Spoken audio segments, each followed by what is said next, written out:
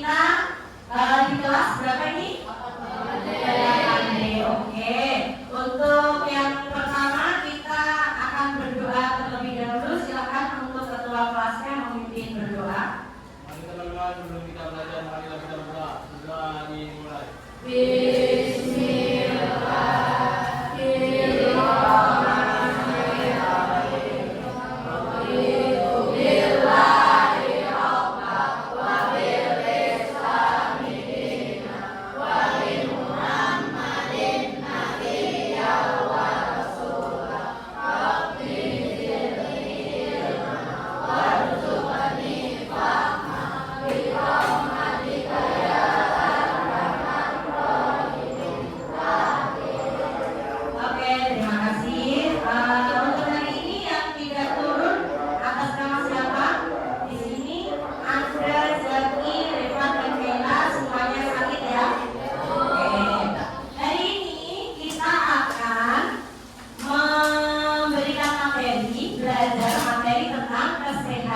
Reproduksi remaja. Oke, sudah pernah dengar? Pernah? Ya, apa itu ya? Nah, nanti kita akan belajar sebelum kita tanya-tanya. Jangan merasa ibu malu bu belajar itu. Terus nanti kalian saya tampilkan sesuatu di situ, kalian langsung ini belajar ya, bukan nonton aneh-aneh. Oke, siap ya. Jadi kita belajar bareng-bareng. Nanti kalian bisa tahu lah ini bagaimana caranya kalian agar perkembangan reproduksi kalian di masa remaja ini bagus atau baik. Oke. Nah sebelumnya untuk tujuannya, jadi tujuan pembelajaran ini adalah yang pertama agar kalian mengenal alat apa tuh reproduksi kalian sendiri. Ada yang nggak tahu alat reproduksinya? Tahu kan? Ini seperti pelajaran apa? Ya, jadi ini terintegrasi dalam pelajaran IPA, biologi terutama ya. Dan yang terpenting kalau dalam BK bimbingan konseling adalah tujuan pembelajaran ini agar kalian bisa bagaimana tidak terjerumus dalam apa? Ya, hubungan seksual pranikah atau pacarannya kebablasan. Dan biar kalian tahu bagaimana mencegah hal-hal yang sekiranya belum seharusnya kalian lakukan. Oke. Jadi tujuannya sudah paham? Oke. Sebelum kayaknya agak mengantuk ini. Jadi kita tepuk ice breaking dulu ya. Oke. Jadi ada yang namanya tepuk kesehatan reproduksi remaja. Ini kita saya sendiri sih. Jadi saya contohin dulu ya. Diingatkan lagi ya. Sudah tahu kan? Sudah. Oke. Gimana coba tahunya? Tepuk kesehatan reproduksi remaja. Remaja sehat, berprestasi. Yes. Sekali lagi udah tahu. Kita mulai yang pertama. Tepuk kesehatan reproduksi remaja.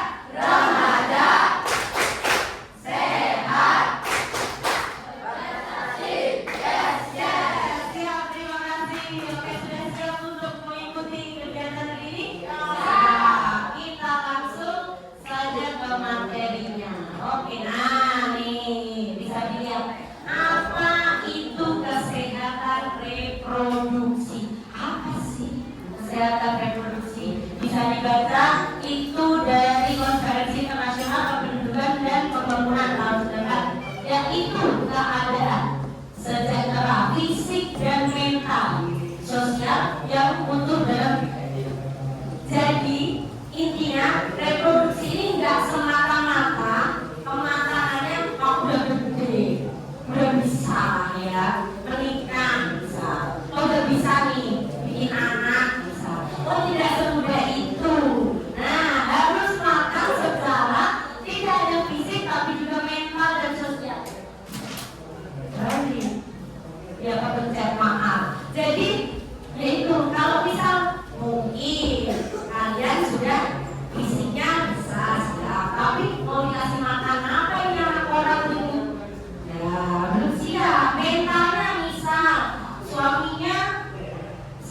sering mancing misal, oh emosi yang istrinya makasih duit. Nah, menikah tidak hanya kesiapan fisik saja, tapi juga mental dan sosial. Selanjutnya, nah, nih remaja, kalian anak-anak atau remaja?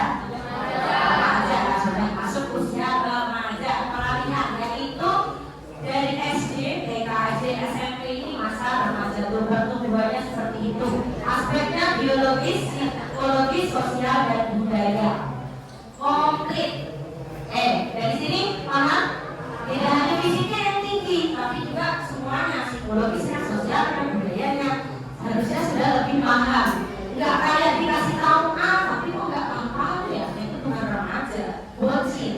Anak-anak harusnya kalau remaja udah komplit gitu, paham. Mana yang ganteng, mana yang cantik, mana yang baik, mana yang buruk, harusnya paham. Lanjut lagi. Nah, ini bisa dilihat kalian umur berapa sekarang? Sekitar 14 ya, 13, 14, 15 lah ya.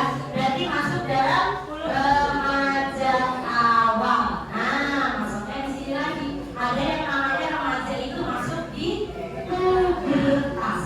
Nah, pubertas itu apa? Nanti habis itu ada penjelasannya. Tapi sekarang kita ke mengapa pendidikan reproduksi remaja itu penting? Bisa dibaca? Silakan dibaca. Belum tumbuhnya kesadaran pentingnya menjaga. Yang tadi aku bilang masih tabu. Kok belajar kayak gitu? Apa itu? Jorok itu enggak. Jangan tabu, kita belajar. Terus perubahan gaya hidup global. Maksudnya apa, Bu? Seperti mungkin perubahan gaya hidup itu dulu zaman Bu Ina masuk ke remaja atau pubertas itu lama, karena tontonan saya masih banyak kartun, masih banyak nonton vampir-vampir, masih nonton sinetron mungkin tersanjung atau enggak. Sekarang akses internet luar biasa, terutama TikTok, baru scroll aja sudah joget-joget yang membuat astagfirullahaladzim. Nah, itu perubahan gaya hidup global itu membuat cepat kalian tumbuh puber ya, dewasa. Nah, ini pubertas yaitu ya tadi masa remaja, masa peralihan dari anak-anak menuju dewasa. Ya. Nah, ini perbandingannya.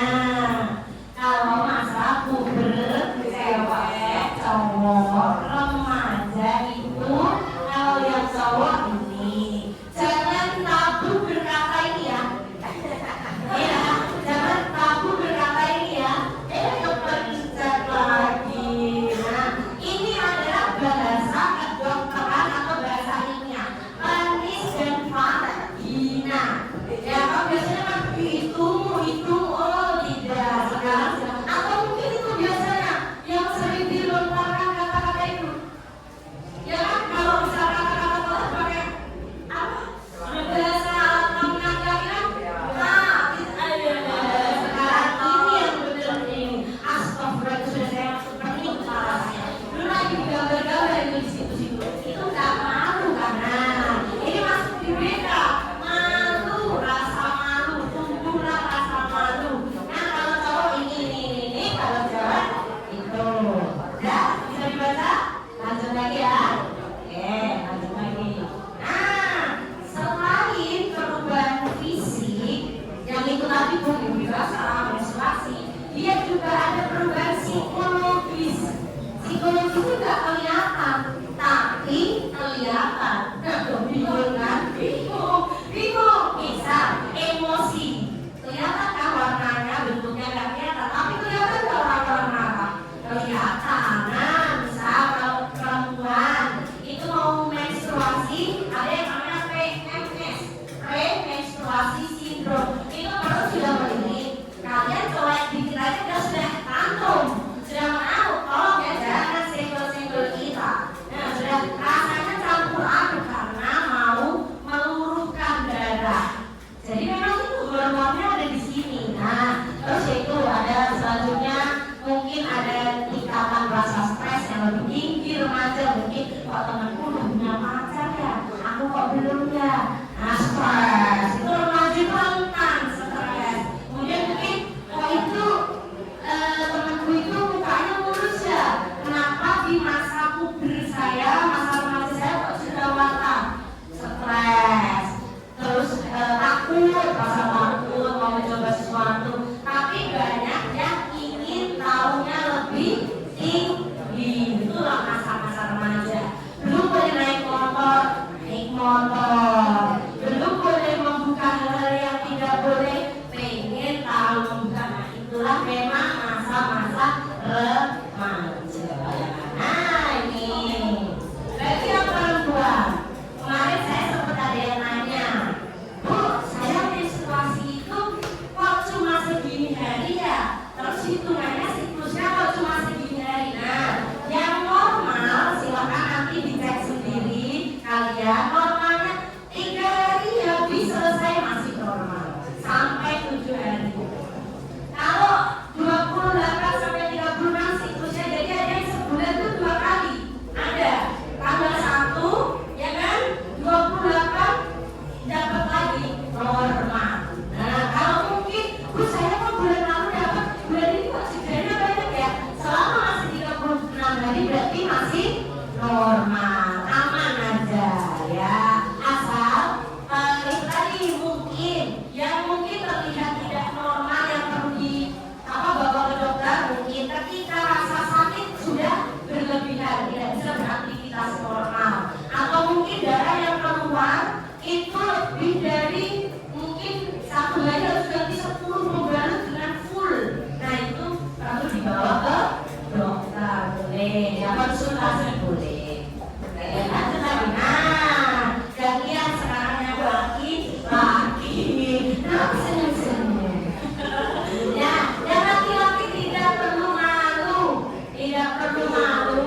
karena memang ini normal alami. Kalau perempuan itu menstruasi, kalau laki-laki itu ya mimpi basah. Oke. Nah, ini tidak disengaja, dia memang alami aja. Jadi keluar nanti dia jadi remaja. Oke. Dari penjelasan yang Ibu jelaskan tadi, ada yang mau bertanya? Mungkin atau sudah jelas? Sudah? Siap. Untuk lebih jelasnya lagi, kita akan memainkan games yang isinya tentang apa tadi judulnya? Kesehatan reproduksi sampai remaja. Sudah kumpul dengan kelompoknya masing-masing ya, seperti yang sudah kita bentuk ya. Oke, siapa yang mendapatkan giliran maju ke depan untuk mengerjakan di papan? Silakan kelompoknya maju. Linknya sudah saya kirim ke Nasrin, minta tolong kirim ke grup. Ya, jadi nanti biar diakses linknya. Oke, jadi nanti kita akan memberi umpan balik siapa juaranya, kelompok mana itu. Silakan maju.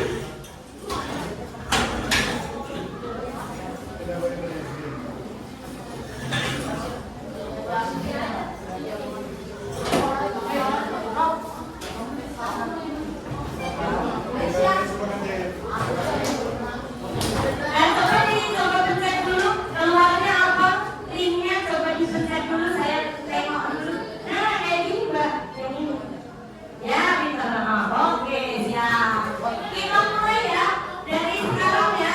Siapakah nanti pemenangnya, berarti dia yang pasang. Oke, kita klik dulu.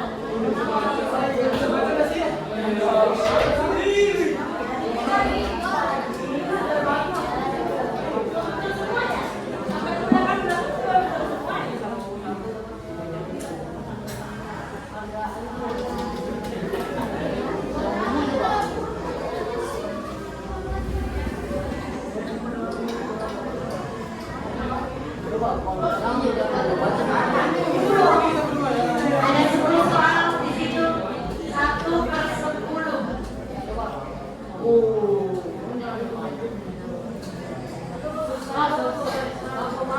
sudah. Silakan duduk, nanti ada juaranya.